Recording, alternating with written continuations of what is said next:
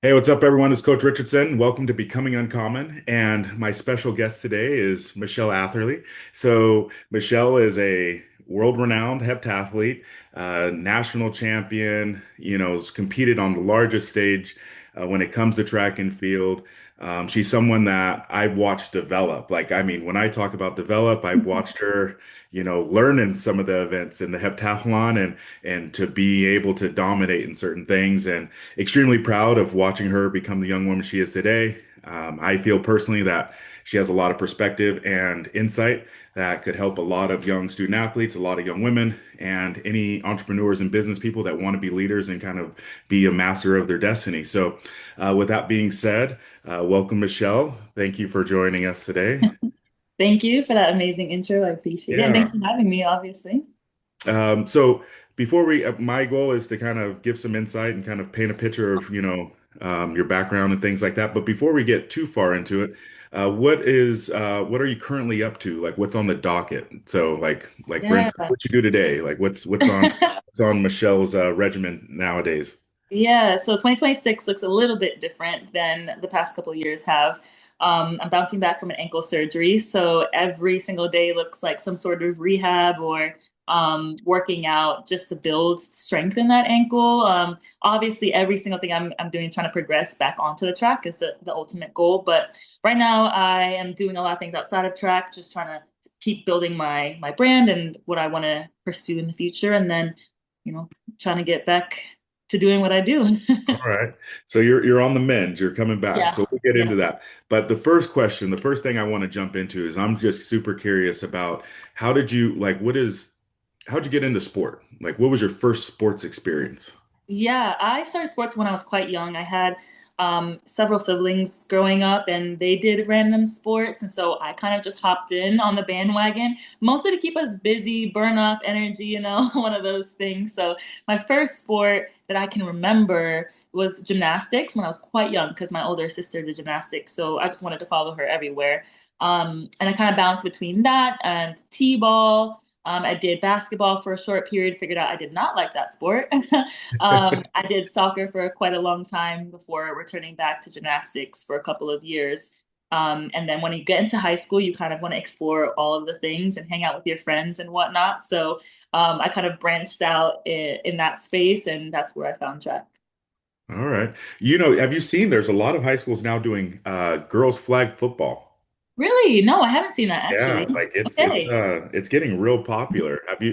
What would you if you were in high school and they had girls flag football, would that be something that you're interested in?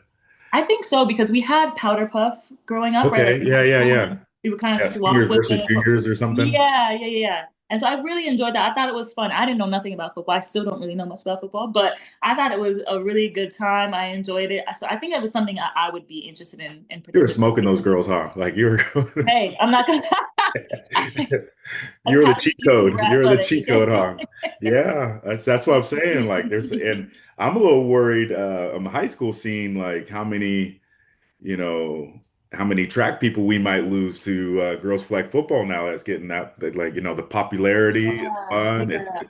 yeah, so I'm a little worried about that, but I'm glad you made it through. So in so high school is where you got serious about track and field, I'm hearing. Yeah. I didn't know anything about track. In fact, my older sister went to college for track. She went to USF, and I wanted nothing to do with it. I thought, I don't want to run. That's a lot of running. That's a lot. That's a lot of work. That's a lot of effort. I was in Yeah. my gymnastics bag. I said, I don't want to be outside. Thank you very much. I had no interest whatsoever until I got to high school, and my cousin. I think my sophomore year was like, you should just give it a try. Like, you already do soccer, you already run a lot. I said, yeah, but like I get to do stuff while I run, it's intriguing. And so I always say that the first day of track tryouts or practice, because we didn't really have tryouts, we were a really small school, kind of just everybody joined the track team. We ran 2 miles, and I said, I'm never doing that again. I don't want to come back. They almost lost you. They They almost lost lost you. absolutely before we even started. Absolutely not. Oh man. They lost you before you But even started. That's rough. yeah, and that's kind of how I went to anything but running, whether it was high jump or hurdles, long jump. I tried to learn slowly, and that's how they got me. They got me hooked. in the field events. And then I was like, okay, let me run a 200, a 4x4, whatever. Yeah. Oh man, so let that be a lesson, right? For any like high school track coach, don't make no new kids run 2 miles, man. That's how you're gonna lose them. How I many mean, track stars have been lost because some just whatever track coach made somebody just run 2 miles off the hook? Like yeah, yeah, that's rough, yeah. man. Get out of here. Keep in Yeah, mind, that's like, again, super small school, not many sports like doing much. Our football team was pretty decent, basketball was decent, but like we had a concrete track and it was a lot of wait, distance. wait, a what? It was concrete. I'm pretty sure it's still concrete to this day. Yeah, so we didn't train in spikes, obviously. That would be insane. But Yeah. yeah, it was not Hey, serious shoot, you're at running all. 2 miles to start off. You might have run spikes on the concrete. Oh man. Okay. All right. So what? Okay, let's give that high school a shout out. What high school was that? This is Port Charlotte High School. So I lived in Southwest Florida, Okay. closer to like Sarasota, Tampa, and that's kind of Okay. where. Oh, okay. So Yeah, yeah, you're a Florida native. You're a I Floridian. am. I'm a Did Florida you? girl. I was born in Pensacola, Florida. Oh, okay, yeah. It's So up in the North Panhandle. Florida. I mean, Yeah. that's basically Georgia, but okay. Don't, yeah. Tallahassee, it's closer to Tallahassee. So, all right. So South Floridans don't consider Panhandle real Florida. Is that what I'm It's hearing? a little bit, too close to Alabama, too close to Georgia for me. But Well, it is yeah, close yeah, that's where back in the day, that's where like you would think about getting a flight to Pensacola. Like you wouldn't necessarily fly into Pensacola because it's yes, small. So you'd fly into like Mobile and then drive. yeah, Okay, so yeah, yeah. yeah. All right. So I give you that a little bit. Uh, but that's my blood. All my family's Okay, out there. Yeah. My love mom that. currently lives out there right now. My sister lives in the Tampa area. I feel Okay, so bad. I forget what city. Oh it's man. all, it's all the same. It's fine. Yeah. All right, cool. Yeah, so all right, cool. So from high school, how did you okay, wait. So your whole 4 years you had a concrete track? So yeah, I didn't go to a high school, regular high school my freshman year. I transferred into a bigger high school that had sports and Okay. had that concrete track. So my sophomore year, I kind of jumped into those other sports, weightlifting, soccer, track, a little bit of volleyball I tried. But from there, I kind of just grew into the field events, and it turned out I was like pretty decent. This neighboring school to us, the next county, had a really nice track. So we would go there for meets and stuff like that. Hmm. So there was opportunity to run on a regular track and run fast. Okay. And so, yeah, once I figured out I liked the field events and that I was obviously quick and well conditioned from soccer, I kind of grew in my running and eventually into my junior year.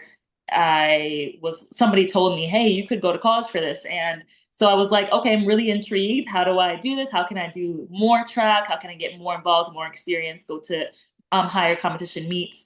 And I kind of just like traveled around Florida trying to go to summer meets with like a teammate of mine. And so we did AAU, but we didn't have a club team. Like there was no organized track and field whatsoever. So I was kind of just like, you know, doing whatever, just trying to find my way. And then going into my senior year, reconnected with the track coach that coached my sister in high school. And he was like, "Hey, I see your times. I think that you can be a heptathlete. You should look at, learning how to jump and potentially learning how to throw." I said, "Throwing? Okay." He said, "Yeah, but you can get a scholarship." I said, "Go to school for free?" At this time, I had no idea what I was going to do after high school. I mean, no clue. I originally wanted to do gymnastics, but again, my small town didn't have like any resources or, upward mobility in that sport. So, if track was going to be an avenue forward towards something, I was going to take advantage of that. And that's when I really started to learn all of the jumping events better, hurdle a bit better, and compete into some Miami track meets and get some exposure, get better competition, and join a track club in West Palm Beach. Keep in mind, this is the other side of Florida. Yeah. So I was Well, driving there like every week to stay the weekends, and in the summer, like maybe a couple of weeks to train over there. But yeah, that's kind of how I wow. into the het. That's what I was going to ask because like the heptathlon is pretty obscure. Like it's one of those things Yes, where not a lot especially of at that event. people, kind of hold on to that because Yeah.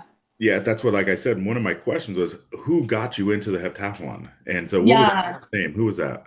His name is Derek Walker. He's a really Okay. well-known track coach here in Florida. He coaches a lot of high schoolers. Fast Lane Track Club is the track name, and they are super dominant. Every single athlete he's coached has gone to get a scholarship some way, somehow, whether it's D3 through D1. And so he's really, pushed this sport forward in the South Florida area and helped so many kids, come out of track and find something purposeful with the sport, including myself. And so once he saw potential, he really guided me on the proper ways of training for the heptathlon. I didn't know what I was getting into. Keep in mind, Yeah, hey, yeah, I yeah, had yeah. no clue. I just said, okay, sure, that sounds good. I just had to do all the events I already do. In high school, they're throwing you in this and that and that. And it's craziness. So eventually, going into my senior year, I started to learn those events, and then I just labeled myself a heptathlete. I said, yeah, that's what I am. Oh, wow. That's exciting though. That's It pretty was, cool. yeah. Because like It I was said, cool. the hep is something that, you have that has to be you. Like it's either you love it or you hate it. Like there's Yeah, you don't no one really does the heptathlon or the combined yeah, like haphazardly. So yeah, for you to actually be kind of like deemed a heptathlete and just kind of fall into it, that's pretty special. So yeah. Falling into it is very accurate, I would say.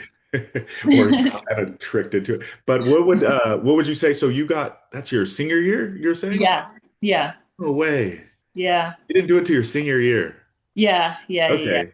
Yeah, I mean that's kind of normal, I guess. Like a lot of people, they kind of realize how they're versatile and they Hmm. kind of navigate it and it just kind of ends up lining up. But all right, Yeah. so right out of high school, where'd you go? Like what was the next step for you? So backwards a little bit, junior year used to be or is the recruiting year. Yeah. So after my junior year, going into my senior year, my track coach, club coach at that time, Walker, was trying to push and find, schools that were interested. We were going to do an indoor season, so he was like, "Hey, we're looking at this mark and trying to do this X, Y, and Z." Super well connected, and so we started to try to put up visits, right, going into my senior year. And so I hadn't done heptathlon. They were just going off potential, going off of, this is what she has done, put it all together, and you get a hep. So then I visited University of Miami as my first school. The coach there at the time was Gerald Langley, and he was quite interested. And I fell in love immediately. I was like, this is a beautiful school. I mean, I didn't live in Miami, and I lived somewhere that was quite the opposite of Miami, but I enjoyed the city X, Y, and Z. And then I went on a couple other smaller school visits and UNC, but nobody quite offered me a scholarship. So then we go into the spring, and I'm still looking at trying to find schools. What am I going to do? Where am I going to go? And here comes Auburn. Their jump coach was super interested, and I went on a visit, and they offered me a scholarship. And I said, okay, sure, why not? I enjoyed the facilities were amazing, and I liked the track team at the time, and so I just committed myself to go there. It was my primary D1 scholarship offer, and so that's Yeah. where I found myself. Oh, cool. All right. So you signed pretty early then, or you signed during the signing period going into senior year? I actually signed late, so I signed in that spring session, right? The second signing period. Oh, Not okay. in the fall. Yeah, not like my junior year fall, but I mean, sorry, not my after my junior year, but going into my senior year Yeah. of track. Okay. Yeah. Oh, interesting. All right. Mhm. So you're at Auburn for 1 year, and then you transferred to Miami. Yes. Yep. Mhm. Okay, cool. Then coming back home, I would assume coming back to Florida, having been to the Florida State Championships and kind of done that type of stuff, did it resonate a little bit more coming back to Miami or coming back, Um, Florida? I think the biggest thing was just coming back to the warmth and coming back to like an environment that I somewhat recognize. But again, Miami is the complete opposite of where I grew up. I would say that Auburn was closer in terms of small town, small community, Oh, not much around to where I grew up. But I enjoyed Miami because it was something opposite. I was like, this is a new setting, a new adventure. There's a lot going on. I really really loved the school because it's a really small school in a big space. So once you're on the University of Miami campus, you only see that space and you don't really aren't connected with the rest of the city. I enjoyed that as well. And then obviously the coaching staff was amazing, and there was a lot of potential to be had at that school. So that's why I found myself transferring. But you said warmth. Do you mean like personality warmth, or you mean like literally like the climate? I mean the climate. Oh, so Yeah, Auburn's cold? Wait, where Austin, is Auburn? I don't yeah. even know where Auburn's in Alabama. Where's Auburn? It is, yeah, it's in Yeah. Alabama, but we had flurries. Like we had actual snow coming down from No. the sky. And I was like, oh, okay. Yeah. And then just running in the cold is so difficult, much more difficult than I anticipated. And so like just breathing in the cold, having to wear layers and never feeling like warm enough to get a workout in. That was a shock. So that was a shock to my system. I'm not gonna lie. But again, I'm spoiled. I'm a Florida girl. Yeah. This is all I know. But that's a trip because I would have never guessed that they had inclement weather in Yeah. Auburn. I mean, just never. I mean, never cared to know. I guess you could say Yeah, 'cause I've never yeah. been around there. But yeah, coming from Southern California, I can attest to being Mm. spoiled. Like I am soft. Like when it comes to cold weather, like Yeah. it's 65. I'm wearing a long sleeve jacket. Like I'm telling you, yeah, it's a different. very soft. Yes. So trust me, I totally agree with that. But let's see. I want to think back to, going from like high school, whether it's either Auburn or even your first year at Miami. What was that transition like from going from a high school athlete to a college athlete? Anything Mm. stick out about that transition for you? Yeah, it was very different. I would say that I was a hyper independent adolescent to begin with. And so going somewhere where I didn't have the family that I grew up around was different. But I am somebody who had a community around me growing up. And so I was very much be used to being supported by those who I come across and friendships that I grow. And adults who decide to support me and pour into me. And so I found it interesting to go on a new adventure. I was quite nervous in terms of starting school on that level because Auburn is a relatively big campus when it comes to walking around. And so just finding my way, I remember distinctly that first day trying to make sure I'm getting to the right class, had all materials I needed, just sitting in a room full of strangers who I had no idea who they were. And then just going to a predominantly white institution as well, right? Like you just don't see a lot of people who look like you. So that made me a bit nervous when it came to just a whole new environment. I will say that the track team is amazing. I still speak to my cohort to this day, even though I was just there for a year, but they're some of my closest friends. And so I think that really kept me going in that environment. And it's an SEC school. They have fantastic facilities. So I was really excited to take advantage of those. Awesome. So now, because I'm a big fan of obviously combined event athletes, but combined event athletes that I've watched like that stick to it and just grind all the way through. Any memorable moments, like, obviously winning and some of those things, but what are some of the most memorable moments for you when it comes to like your time as a heptathlete in Miami? Yeah, I really am so thankful for my time at Miami and making that decision. It completely changed my life and the trajectory that I was on. And I put my full trust into a system that was proven to be successful. And so I felt super confident when I moved into that space. I felt supported. And while academically, I felt like I had a bit of a hiccup trying to acclimate to a new environment and new teaching setting. I dove head first into the track world and I learned a lot of new events. I mean, I had barely thrown anything before then. And just I hadn't even done a full heptathlon before I got to Miami. So I think that being able to relearn the sport in the correct way that is the hep was a good transition for me. Something that allowed me to really, really invest in each and every event and enjoy the process as well because I was learning a lot. I learned so much my first year in Miami, and to be a part of a winning team as well. I think helps the Yeah, spirit yeah. and Winning helps. Winning helps. Winning, winning. yeah. So, I want to know like any particular like what stands out. Like what is like, you ever watch that movie? What is it? It's like a cartoon. It's like you have core memories, right? Like those with the little. Yeah, yeah, yeah, What yeah. is like a core memory that's gonna be with you to like to the end? Long term, I think long jump, I really was really bad at. I did not like it. I enjoyed triple jump more. Like that was my bread and butter. When I first learned it, I was like, "Oh, this is nice." Long jump, terrible, trash.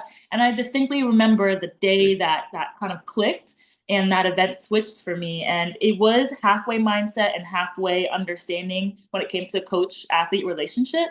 Um, and so I had to really break down that event and build it back up in a way that made sense to me. A lot of Hmm. athletes go into their event or into a competition setting and they're like result based only. And I had to change that for myself. And it's something I try to share with younger athletes is that you have to make sure you do step one right. Otherwise, step five will not happen, regardless of how hard you try. So I think that event really grew on me. And it's something I'm pretty proud of and something I'm still working on to this day. That's one thing is like trying to Yeah, find a balance in that event because I know there's so much more potential every time I get on that runway. And so just relearning what that looks like to me, I think every year. But that in that college, progression, that's one thing that I'm really proud of. Um, interesting. Secondly, high jump, I had to switch high jump legs my sophomore year of college. No. Yeah, so Jarvis, Okay, who taught, did you go from jumping off your right leg to jumping off your left? yes. Okay. Yeah. So I was a right leg jumper and I had a torn patella tendon, who knows how long, but eventually it got torn so much that I just couldn't come off the ground. And I had to go through like a really intensive rehab, about 8 months of rehabilitation. And When was um, that?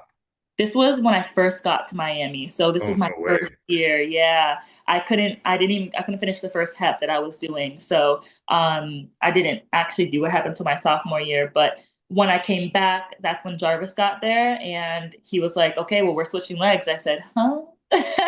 You can teach me how to do that? And he's like, yep. And so we did. We relearned how to jump. It was actually horrendous. I'm not joking. Okay, wait. I need personal best right and left leg. What are they? Oh, okay. Now listen, don't expose me because I'm the worst. I am the absolute worst when it comes to my PBs. I'm sorry. I'm sorry. I could Jump not six tell you. foot. I could not tell you. But what I do know, Jarvis has said that my left leg jump has exceeded my right leg. So I've jumped higher on my new leg than I did my old leg. That's what I'm saying. Like that. There's not a lot of people. I mean, it's kind of a weird thing anyway, but to say that you jump this height and this height on both legs, like that's always like those little parlor trick, or kind of track and field Yeah. nerd things. Yeah, that's interesting. So I'm gonna hit him up on that. So I'm gonna have a lot of Yeah. questions for this dude after this, but Yeah. but yeah, that's cool. So you don't know, but it was pretty good. It had to be pretty good on your Yeah, right. I'm thinking like 180 On your right. on my left. On your left, you're like, I think it was, if I remember, I know you have gone 181. I don't know if you've, Yes. yeah, I Yes, know you've yes. gone at least that. Maybe you've gone higher, but what about the right? You don't remember? Did On you go my to the high right school state side. meet on the right? Yes, I think it might have been like 178 maybe, something like this. Okay, Yeah. cool. And yeah, and then I had to switch over. So I do miss that right side dearly though. I'm not gonna What? lie. What do you mean? Every day it just never feels natural. Like now I know how to properly jump. I had to over analyze and have a hyper understanding of what it takes to high jump, from the back all the way through the middle, through the Yeah. curve and through the takeoff. And I have to be super intentional with how I do that every single time I high jump because it's just not the same in terms of how you lean into the curve, how it takes you and getting to the takeoff. I mean, it's just they don't quite hit the same. There's an old movie, Zoolander, right, where he Yeah, couldn't yeah, yeah. left or something. So like that was maybe it. But Yeah. like that's what I'm thinking too, is like you said, I think it's very intentional. Like it was before it was just instinct for Yes. you on that right side. Now you're like, one, two. Correct, You have to correct. be very cognitive. But what I've noticed, because I have had athletes that maybe had the switch for one reason or another, and like fluidity wise, in terms of like body awareness, it's like a little bit higher. Like they kind of Yes. You know have to where they're be. at. Yeah. because they like, oh, because they maybe like you said, they have to think about it more. So Yeah. yeah, Yeah. I noticed that. Interesting. Yeah, and I had maybe like 2 years. Year sounds crazy, but 2 seasons where I really struggled with that high jump because you kind of have to adapt your ability to move through that event based on how strong you are, how fast you are, and any other transitions that's happening in your training. And I had a really difficult time of navigating that space when it came to high jump in particular. Hmm. I just didn't find myself hitting the correct positions and the correct timing, and coming off of the ground was particularly difficult for me if I was extra loaded in the weight room, or if I was feeling, even if I was feeling extremely fast on the track. So I had to find a good balance for myself so that I was able to execute in that event. Wait, what year was your last year at Miami? 2021. 2020. Okay. So I'm thinking back to like a 2017 or 2016 US championships. You were there. Like, was it Um, 2017 maybe? What was your first US no, championships, you I think? think 2018. 2018. Okay. Yes. I so that would have been what year? So that would have been you would have been starting jumping off that left leg Yes. because I remember like it's fuzzy, but you took a lot of attempts. Did you come in low a lot? Like Yes. come in low? Okay. Very low. Yeah. All the Okay. time. Yeah. Now like it's all kind of coming together for me a little bit there. Oh Yeah. wow. That's Yeah. interesting. Because so when that was presented to you, so like that goes to that's a big I think we just kind of glossed over it. You know, coach comes to you and says, "Hey, we're going to do this wild abstract thing that almost makes no sense, but is probably in your best interest long term." And Yeah. initially, instinctually, emotionally, it's probably difficult to grasp that, right? Yeah, yeah, yeah, yeah. And I would say that I was an athlete that tried to trust my coaches most of the Mhm. time. So I kind of did one of these, yeah, Yeah, it was human nature, right? You're like, okay, side eye, you right? Like, say so. If you say so, yeah. yeah, yeah, yeah, yeah. Oh, Um, yeah, because I think that's a lesson. Like, how do you think you got to that point to where you can have that implicit trust for your coach? Because it was a new relationship, yeah, right? It was a new mhm, relationship. It wasn't somebody that initially recruited you or anything like that that you built this rapport with. So you yeah, come in and you get to that point. I think that's a pretty important crossroads where a coach asks you to change something that you've been doing very well, been very yeah. competitive. Now you have to change it a little bit. Like, where do you think that maybe comes from? Like, is it like, did you just were fortunate to have a lot of really good coaching experiences early on? That maybe gave you to the ability to implicitly trust, or Yeah. was it about that situation that allowed you to have that maturity? I think that my experience with my club coach definitely helped, right? When you are able to do something and see a result, like on that immediately, maybe not even, maybe immediately, maybe not, but you experience that result based on what somebody told you, right? You don't know why, you don't know rhyme or reason, but they say, hey, do this, and we'll see how it ends up. And you end up, with a result that is positive. And so I think enough of that, and I started to grow an understanding for my body and my movements, and then also grow an understanding that they're my coach for a reason, right? Mhm. When I was coming back from that knee injury and Jarvis had just got to Miami, he taught me how to run again because I had poor running mechanics. So we started from the ground up. And I would say it's a testament to him and his coaching style and his patience and his ability to communicate, also to see in a lens that's retracted so that he's able to put together steps that results in what we're both looking for. So he has a really really good eye, and he has an amazing understanding of technicalities when it comes to track and field. And so yeah, I think that it was a mix of me blindly trusting and him knowing what he was doing. Yeah, yeah, that helps. That helps too when they know. But yeah, I love that. I love that that you have that maturity. I mean, I think for you it's just natural, but I'm telling you, somebody that sees a lot of athletes and a lot of different Yeah. athlete relationships, and you've probably heard stories like, where maybe there wasn't a lot of relate that big deep relationship built quite yet, and Mhm. there might be a crossroad. So that's interesting. That's Yeah. cool. Yeah, I love that. And now I do coach a bit, and I find that like how do I get an athlete to understand one, what I'm talking about and trust what I'm talking about? And I think that replicating that kind of breakdown of what Jarvis did with me has helped a lot. And then just getting the athlete to correctly understand what you're saying and trust what you're saying from a base level, right? Just like small things, and then they can trust you with the big things. So, um, growing that relationship and trusting your coach is going to be, a game changer for a lot of young athletes. Yeah. And that's what I tell when I do coaches clinics and things and I talk to coaches, that's one of the first things like the athlete has to know that you care about them, not about Yeah. what they can do, not what Yeah. they can do for you, not about their ability, but about them as people. And if you can, if the athlete believes that you care about them as people, that's when special things can happen. Yeah. And so yeah, the coaching journey is fun. So it's pretty cool. Is that something you want to do? Is that like on the horizon for you? One day I'm hang up the spikes? That's a good question. I'm not convinced it's something that is for me in particular, but I do enjoy teaching, and it's a good way to stay in the sport and to give back to my community. I don't know how like serious I would take it as a career choice, but right now it's an opportunity that presents itself, so I'm taking advantage of it. Okay.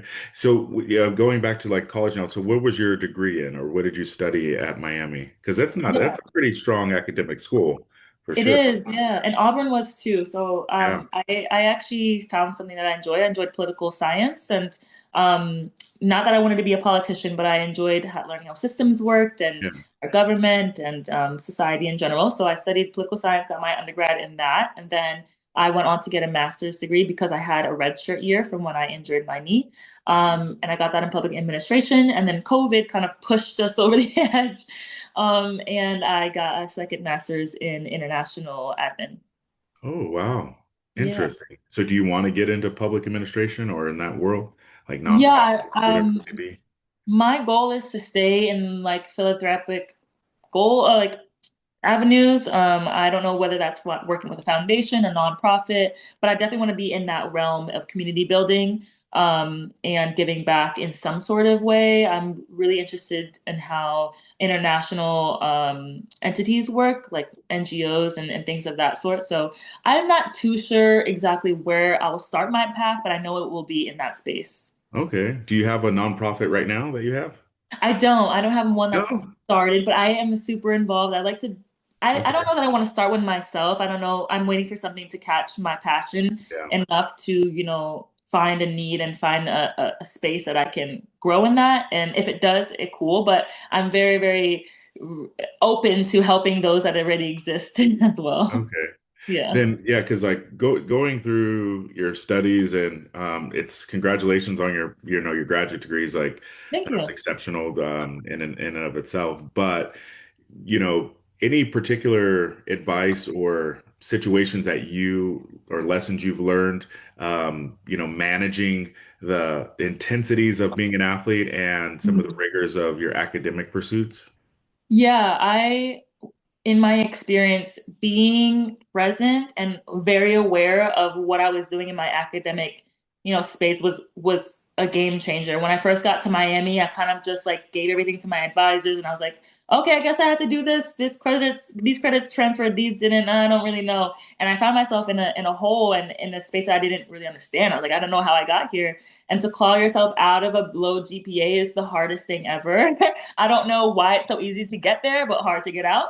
But I really I had to put my head down and I had to be strategic with the classes I chose, when I chose them. Because guess what? We're student athletes. You have to be in studies regardless, right? Like it is part of the contract that you sign. So if you have to go to school, if you have to go to class every single day, for 4 years, you might as well pick something that you like, pick something that you're Mhm. interested in, pick something that you might use in the future, right? It's better to do that than to leave with something that is completely one gave you nothing to learn from and nothing that you can use like in terms of tangible um progress in your education. So yeah, my advice would be to be really hands-on with that educational piece, regardless if you know what you're doing or you don't. So yeah.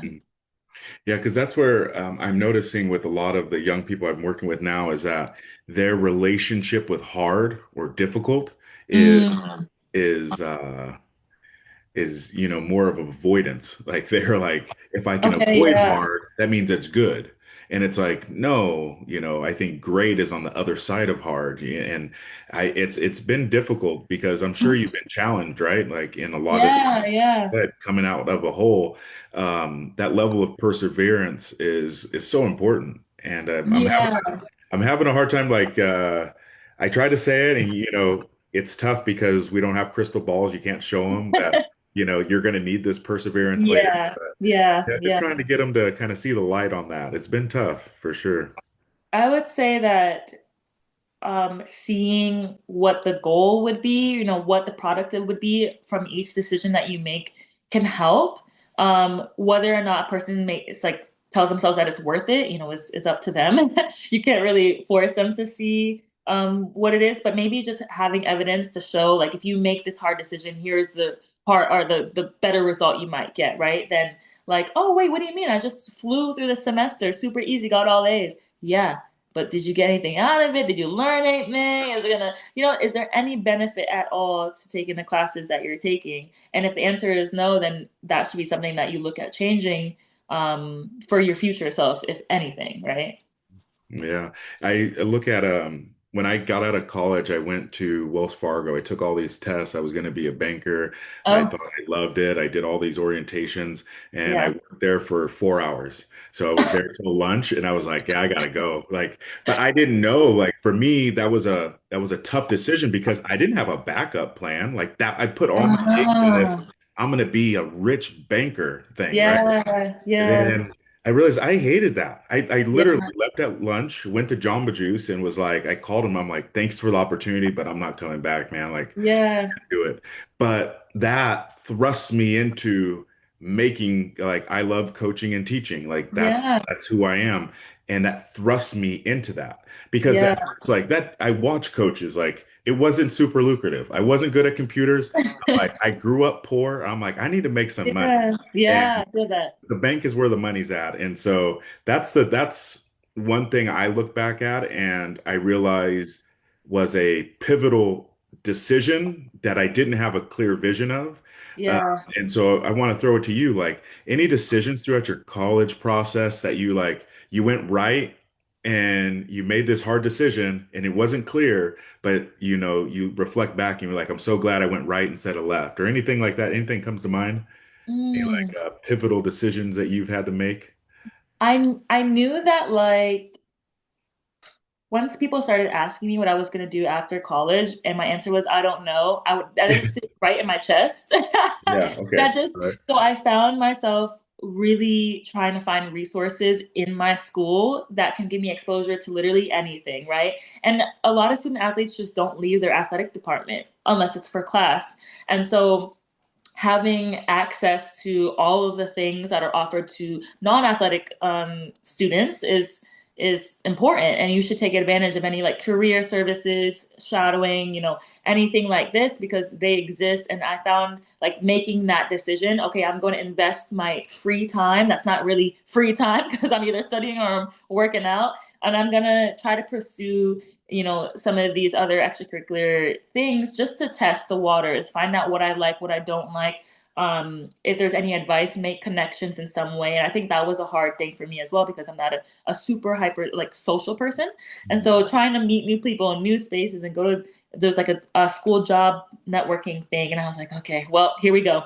So I think that comes a little bit with maturity, but looking outside of your athletic space just to see what your school offers you is super, super helpful in my opinion. And yeah, I think that's a big thing to look at as a student athlete. Yeah, so did you do any internships or any things outside like in different Yeah. professional realms? Yeah. Yeah. I did. I found myself like trying to do some extra um classes that offer you like a certificate, Mhm. just to learn something different, see if I like that. I did a shadowing program where I followed different people, like I did a day in the life basically of different individuals, whether it's CEOs or people who run a nonprofit. I ended up doing an internship for a nonprofit, two of them. And so, like, I tried to put myself into these different roles and see what stuck, what didn't.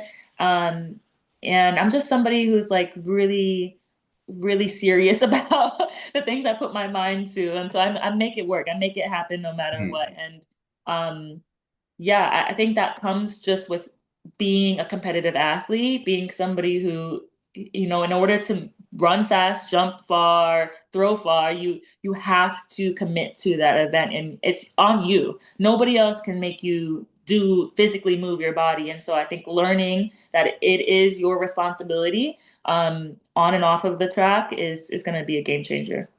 Yeah, that's cool because like yeah, you expose yourself to different things. That's one thing I haven't done in the past, but I'm gonna start implementing in my program because as I'm talking to former student athletes and business leaders that Hmm. were maybe former student athletes, like internships. That's something I've always been like because at a community college I have these athletes for 2 years and Yeah, like I work with them and I try to get them to the next spot. That's what yeah, yeah, and I try to help him interpersonally. Like we try to do like study halls. I try to do like some mentorship things. I try to yeah. bring in outside resources to kind of help give them exposure.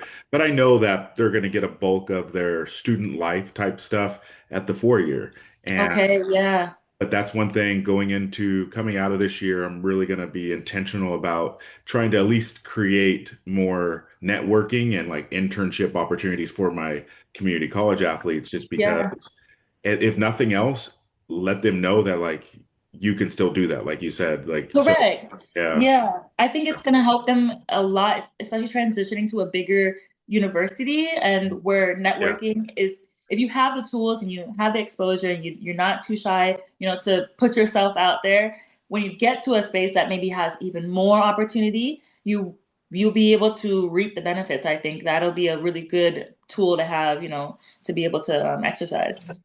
yeah. And so now I want to transition into, your professional life. So being a Oh professional yeah. athlete now, I'm gonna hit you with the hard-hitting question, like how do we make track and field mainstream? Like how do we do it? What's your secret? If you know it. So Mm, I'm sure you've thought about this. How can we I make track have. mainstream? I think it's really important for the people already in track and field to take themselves and those around them seriously. At some points, I think it becomes a selfish sport in terms of like survival mode. And so that's when we see a lot of track meets that cut specific events, and it's not really inclusionary, and it gets difficult to um, maintain the sport as a whole because now we have all these offshoots, right? We have all these options that is not track and field. It's track, it's field, it's maybe some track, maybe some field, some circuits, maybe not, and so it becomes difficult for the viewer to understand what consistency is and what to expect from the sport. I also believe that a lot of the events require storytelling on different levels because in order to hold up the people that you see every day, the Usain Bolts and all of the big names that you have to understand the people that they're competing against and what makes them so great. It's not because those underneath them are slower, worse, whatever, less talented, but I would say that it becomes the competitive hierarchy of the sport in order to reap the benefits of being, on a high level of the sport, you have to beat the best. And so I think that competitive storytelling, that understanding of backgrounds, of what gets an individual into the space to be that competitive, to, maybe put up a fight against some of the head dogs. That right there is what people want to see. They want to see longevity. And the sport is so long when it comes to the seasons, both indoor and outdoor, to Yeah. follow it all the way through to understand how they connect, to understand when an athlete starts their season and why they look how they look in March versus, August. I think that is extremely important. And so people are invested in things they feel attached to, things that they understand, and things that they have an investment in. And so all of those things I think are required for track and field to become mainstream for Hmm. the average viewer. Yeah, I love that. I think I believe that wholeheartedly because it's like, people cheer for teams. But in Correct. track and field, it's almost like, yeah, maybe the Olympics is like the one where it's a little bit more global. Obviously we Yeah. have world championships, but then your team is USA or your team is the country Yeah. X, right? Yeah. But throughout the entirety of it, there's individuals. And Yeah. like you Yep. said, creating that storytelling is probably the most pivotal piece of. I think they tried, but it's so they tried. I think they tried, Yeah. but there's so much more to it. There There's so much more is. to it. There is. And there's just I think the level of opportunity is just so drastically different. Like to jump from one spot to the next, in terms of support, in terms of showcasing exactly the holistic event, whatever it might be. That just is so lackluster, and it's un it's not entertaining to see, No, to yeah, only be able to focus on one person, to invest in one person in any single event, like I think that people want to be entertained, and if you only focus on one person breaking one record at any given time, we're bored. yeah, That's why people only watch, every 4 years, yeah, because there's nothing else that people understand, outside of that one world record breaking moment, every 4 years is what we've kind of consolidated the sport to yeah. be. I know, right? Yeah, it's not only that you get to the Olympics, which is amazing, right? Then it's like you're not only winning gold, right? Now you have to like challenge a world record. Correct. Outside of that, Absolutely. it's just white noise. Absolutely. It's And if wow. you're not quite there, or if you haven't done it on your first stick, if you've done it and you maybe haven't done it in 2 years, what? There's no middle ground. There's no support to maybe That's get you there, get crazy. you back there. It's either up here or down on the bottom with the rest of the folk, right? Like I tell people all the time, that stranger down the street over there that just started in the run club can be a professional athlete if they want to. They can be in the exact same space that I am. Exact same space. And no, there's technically no difference, right? Between them being a competitive athlete and myself being a competitive athlete. And I think that is kind of the issue, right? Like everybody knows you can't go be a tight end. Like you just can't do it.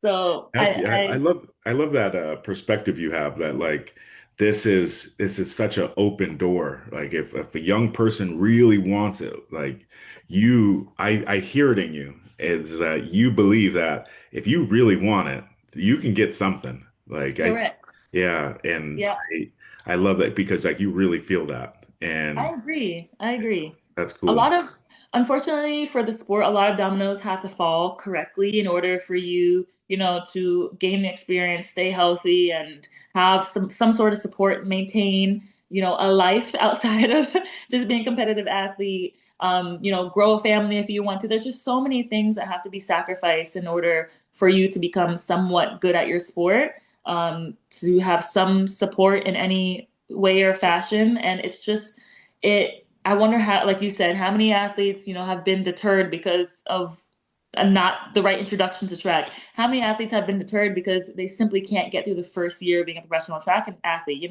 It's quite difficult, and I don't know that I have a full blown answer for you, but I do know Yes, sir. that, right, yes, there has to be minds, like boots on the ground, and minds that have to come together in order to get some sort of traction and make Mhm. a difference. Yeah, I'm still holding out hope. I believe it can happen. I believe it can happen. So I yeah, I love that agree.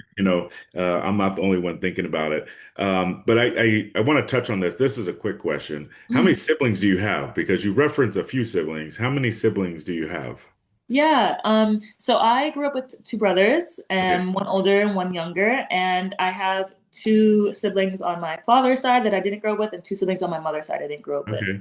I lost my parents when I was quite young, so I kind of wasn't attached to like a large family unit. But yeah, that's my family makeup right now. Interesting. So any of them do track? Nope, Just I'm your I'm the sister. only one. Yeah, my sister went to college and she was a jumper, but that's about it. Mm, okay.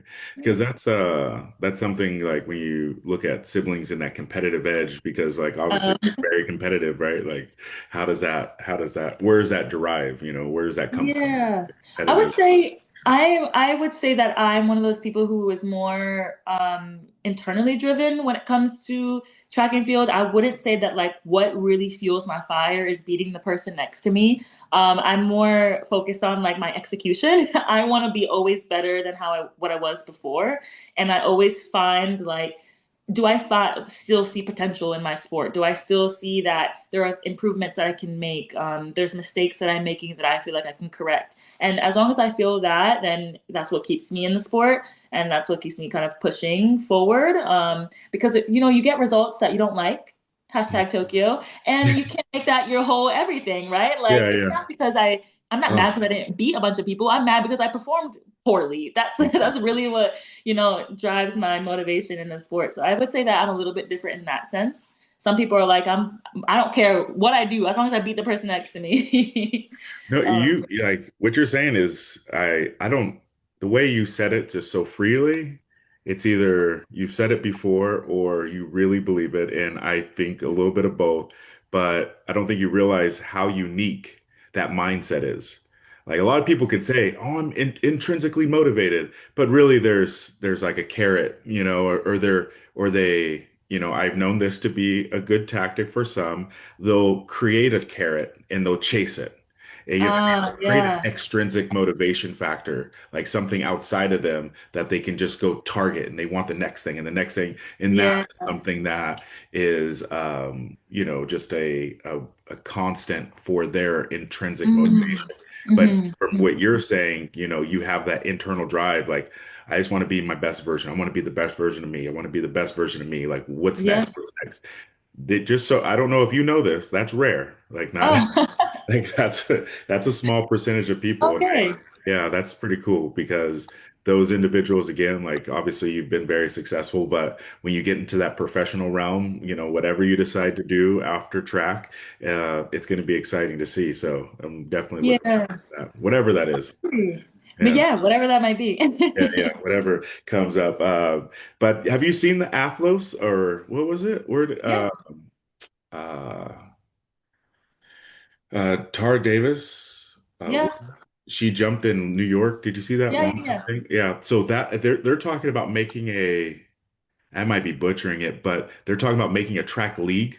Have you seen Yes. that? Yeah. Yeah. I have. So I hope that Yeah. worked out. I do, and I personally really enjoyed the fact that what was it called? What was that track league?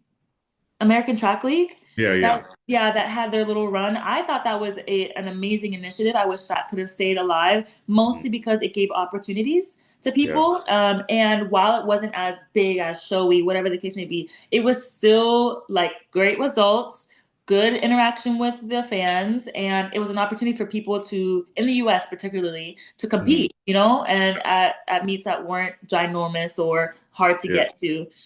So I enjoyed that league, but I'm hoping that this opens the door for more American athletes to be competitive outside of just, USA trials and big name events. So yeah. Yeah. No, what I liked about it is that he was, if I looked at it quite a bit, but Hmm. like there's going to be different teams, Yes. yeah, like you're going to represent Yeah. the team. To And I think be, that's kind of what you were saying. Like it opens up the opportunity for storytelling. yeah, It opens up the opportunity for people to root for their team and correct. Correct. organization. And it seems like they got a lot of their influence from F1, I guess, or something like that. I don't know Hmm. much about F1, but apparently that's kind of a Yeah. bit of the Yeah, influence. yeah, yeah. How many points do you can get per race or Yeah, whatever the case may be? yeah. I think that it is definitely a good opportunity. I'm interested to see how it grows because I think Oh, there's a lot of potential in there. And I think it'll fill the gap that I am speaking about because when it really comes down to it, what point system do we have for people to follow an athlete? And it's World Athletics point system. But good golly, who knows what that is about? that's like high What? calculus, right? And they I change mean, it all the time too. They don't. all the time, Oh all the man. time.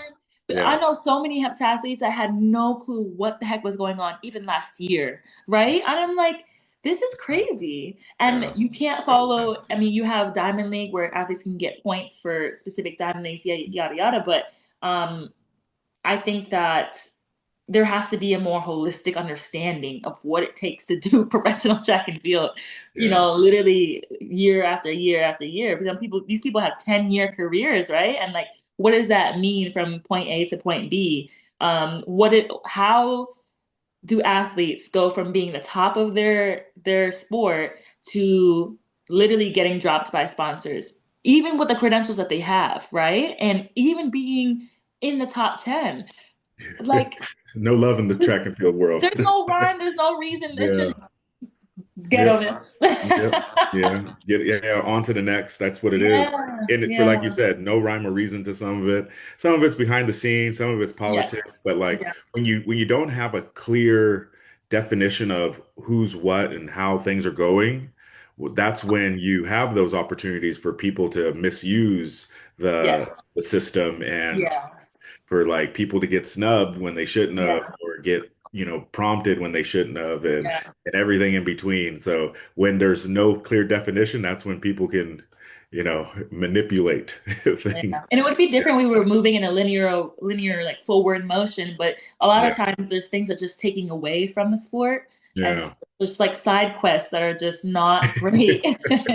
Yeah, especially for combined event athletes, there's Yeah, like so many limited opportunities already that yeah, like because you can't do a lot of people don't realize you can't do a heptathlon decathlon once a month. Like you're probably yeah. doing two or three a year, if that. Yeah, I'm telling you right now, I am the number one spokesperson fan for the triathlon. I think that it is so important for followers to see us do our sport, Mhm.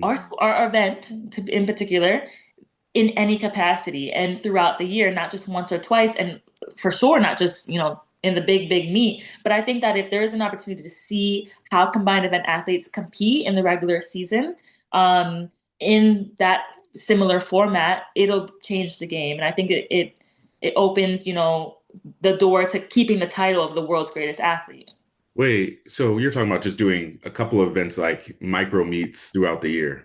Yeah, yeah, yeah. So like I know that one of the Diamond Leagues last year just popped open a triathlon for the men, for the decks. And they picked three events, one run, one throw, one jump, and they tallied up the points from those events and the winner, obviously is one with the most points. But like I think that to What's me, that? I mean, seems very attractive. And Yeah. and it's just a regular season meet, right? Obviously it's not the heptathlon, not the deck. It's not a very serious, it doesn't mean anything in particular Yeah. for the event, but it is an opportunity to showcase, what these combined event athletes do and their capabilities and how the decathlon actually works. Oh, wow. Yeah, I gotta look into that. That's pretty cool. Yeah, Yeah. I'm hoping that they make Yeah. it more of a regular thing, hopefully. Yeah. Yeah, I know, right? Fingers crossed. Uh, Yeah. and I wanted to because you talked so about it so quickly, like you've Mhm. overcome injuries Oh gosh. and setbacks. Like, what is like a piece of advice, and even something that you're currently going through or revitalizing, but as you reflect back on past injuries and your current situation, what is like some key advice that you would give to, a lot of our sport athletes are facing setbacks because we're a conditioning based sport. Like, our body is our engine, and Yeah, yeah. sometimes we push it, but what are some things that you hold on to that helps you persevere through injury? From my very first big injury, which was my patella tendon, I found that making the decision to push forward, or not to immediately, is a game changer, right? You have to set your mindset. You have to make the decision for yourself, and then you have to trust yourself and stick with it. There's no change. No, you can have doubts, but either way, the mission stays the same. I immediately remember like hearing the result of that, and my doctor even said, we don't know if you're going to be able to keep doing the heptathlon because what it requires. And I said that's not an option. After digesting what the feedback was, I made a decision that wasn't an option. We're going to find a way around it, and I know that I have some of the best medical team in the state, and so in my brain I said there's no other option but to come back from this. And I think that from every injury that I've had, I have the same mindset.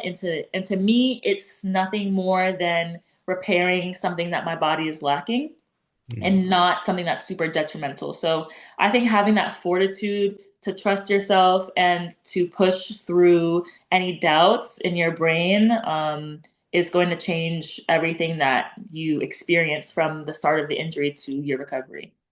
Awesome. No, yeah, that's perfect. Because like what I think about is piece of advice I try to give athletes, like just because you got hurt doesn't mean like say this was your trajectory and you get hurt or something happens. It doesn't mean you can't reach this. It just means the path and the journey is going to be Oh different. yeah, You absolutely, could still be the absolutely. best you could possibly be, right? Yeah. At no point did I think, and even now, right? Like I see my ankle and I see how much I can't do, but at no point do I think that I'm incapable or that I will be incapable of, progressing in the ways that I believe I can, and being as good as I believe I can be. So I think that you're correct in that understanding and that belief in yourself and your ability and what you can do is going to be super necessary. Because I don't know who these other people, have around them and the support system that they have, but you could very simply be surrounded by people that are like, no, not worth it. You're done for, right? And if you don't, if you believe everything that you hear, you won't be able to believe, what you hear inside. That's yeah, that's a tough one, right? And you've probably It heard it many times, and obviously you're living it. That's a tough journey, right? Coming back from is. injury, that It bounce is. back is different. Yeah, those demons are real, right? Those things in your head Yeah. that yeah, they don't leave you alone. Yeah. Yeah, Yeah. I'm so glad that you're still on the horse. You still have the passion, and you're still kind of on the road to recovery, but you're still ready to conquer your dreams and make some Yeah. things Yeah. happen. That's Yeah. awesome. What is a piece of advice you would give your younger self? So like going your first year into Miami, if you were to go back and you were to be able to like, all right, here's the cheat code. Here's a piece of advice. Like what is something you would tell yourself? Um, I would tell myself to be more open. I felt like I was really shy. I was really nervous about um, expanding my network, whether it was with my teammates or my coaches or, my advisors on campus. I felt like super nervous about being in control of everything and doing everything right and making sure I wasn't late to anything. I just overanalyzed everything. So I think that trusting the people around you is going to be something that's super, super important for new athletes. And you have to be able to adapt to your environment and believe that, the people around you have your best interests at heart if they prove that that is true. And yeah, I think that I wish I would have been a little bit more open and not so secluded my first year. Yeah, it's funny because I feel that I am an introvert, right? I'm working on Mhm. like labeling myself like, oh, I'm an introvert, but I just know that about myself. I'm a very Yeah. observant person. One thing I've started to tell myself, which is kind of funny that it made me think of this because I kept it to myself. This was my own little internal secret. I was Hmm. like, I want to go to this function or this gathering as if I've already been there for 2 hours. Like that's Yeah, how I want to yeah, start yeah. at this place because that's how I'll go and I'll just sit against the wall and I'll just watch. I'll stay quiet. I won't say It's so nothing. bad. I only talk to the people that talk to me and only for a little bit. I Yeah, don't like small talk. yeah, And then like as I start opening up and I introduce it, and then I'll like, okay, I'm flowing now. I'm in my space. yeah. But then by that time I was like, all right, I'm leaving. Right. So Correct. yeah. Yeah. So that's one thing I've been telling myself that, and especially, kind of in this realm that I'm getting into now with some other things is like, I want to go to this event and act like I've already been there for 2 hours. And that's helped. I mean, I don't know how long it's going to work, but it's like my little mental warfare that I'm playing with my introverted self. Oh my gosh, I'm stealing that. I'm absolutely stealing that. Because when I tell you, I have to take a deep breath. All right, got this. Yeah, Side that's note, funny. little story is when I went to Worlds in Eugene, was that Mhm. 2020, 2022, I Yeah. believe. Yeah, I was so nervous to be around a lot of people I did not know. As a heptathlete, I'm around heptathletes all the time, right? Mhm. Like I'm not in the circuit. I'm not around. a lot of these open eventers, and so I didn't really know many people. And so I stayed to myself. I even took my meals back to my room because I was so uncomfortable, introducing myself to new Oh, people. And so I remember distinctly the main person who spoke to me a lot, just made sure I was okay, was Melissa Jefferson. She was so kind and she was so nice. Just, hey, notice me like in my little bubble, my little corner. And so she tried to help me get out of there. But after that meet, I like promised myself that I would try my best to, introduce myself to people and to enjoy and take advantage of the spaces that I'm in because I'm surrounded by people who are, a greatness and who are there for the same purpose that I am. And so I have to take advantage of those opportunities. But yeah, that one sticks in my brain because I was struggling. yeah, that's cool. Yeah, it's a funny thing is like we grow and mature, we kind of try to figure out ways that we navigate things. I don't know, are you like this? Like say if I go to a social event and I'm there and I have to meet new people and maybe there's not a lot of people I know, I go home so tired. I go home Oh probably yeah, more tired than I was if I was training all day. Like, exhausted. Like it, yes, okay. I'm not and I those. don't notice it until like maybe after I get out of my car. Like as soon as I get home, I'm like, oh gosh, you kind of like deflate. Yeah. I do feel that. I feel that sometimes well, most of the time I'm most comfortable if I have somebody that I'm going with. If Yeah. I know somebody, at least one person there. If I'm there by myself, just like you, it takes me a while to get going. And I try to put on my my social face, Mhm. my little Yeah. interactive personality, but it does take a little bit to warm up. Yeah, I used to have my extrovert, cheat code, which was I would bring somebody I know is super outgoing to like Yeah. I would be like, "Hey, who's that?" And they would go, "Hey, how's it going? Oh, I have shoes." And I would just stand there Yeah, and they would introduce me, and then that's how I would make my intro. It was like, absolutely. yeah, I would use extroverts like crazy. I would just like fishing. Hey, go out there, go get them. And I would just kind of tag Absolutely. along. Yeah, that Yeah, was. I think that most of my friends actually are like that. They're a bit of the opposite in that regard. And my current training partner, Asha Phillip, she is my extrovert jacket. I Oh, use her okay. all the Yeah. time. Yeah, you got to. You have to have those. True. Yeah, that's the extrovert version of things. But yeah, I don't want to take up too much of your time, but I appreciate you so much. It was Absolutely. amazing. You provided some great insight. I'm Thank looking forward to again following your journey. Any competitions on the docket this year? You think you're going to get out there, and what do you think you're going to open up? My main goal is just to make it to Decastar in September. Okay. Anything between now and then is a plus, and I'm super fluid and super flexible. Just really testing the ankle, seeing what works, and building my strength and my confidence until Uh, then. Okay. All right. Yeah. So that's in France? Yes. Yes. Okay. Oh, awesome. That should be fun. I love that meet. It's one of my favorites. Yeah. Okay, cool. That's exciting. So, yeah, we'll be cheering for you. And again, thank you so much for meeting with us, Yeah. sharing your insight and your story.